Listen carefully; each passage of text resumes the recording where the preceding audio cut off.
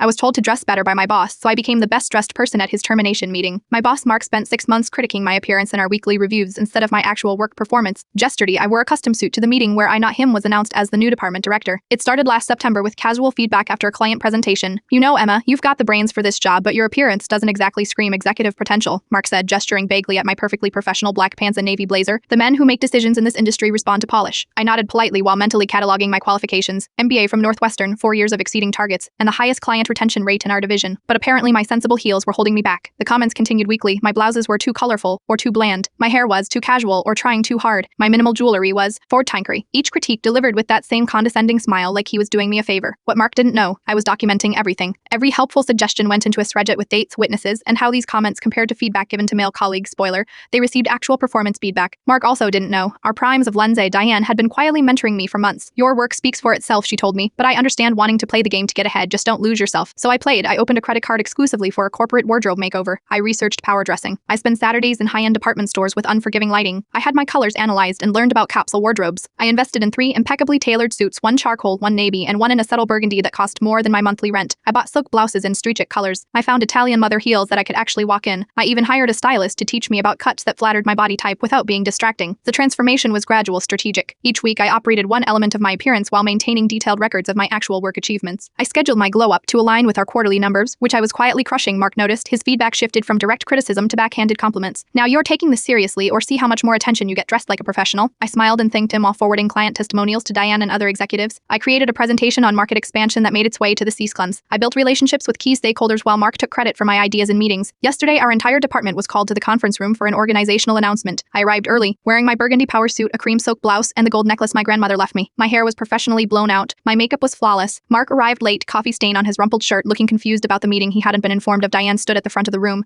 "As you know, we've been assessing leadership across departments. After reviewing performance metrics, client feedback, and future growth potential, we're announcing several changes today." She paused, making eye contact with me briefly before continuing. "Mark will be leaving us effective immediately. Emma will be stepping into the role of Director of Client Strategy." The room went silent. Mark's face cycled through confusion, disbelief, and anger. Shevin whispered, "Holy shit." My direct reports looked at me with new eyes. As Mark was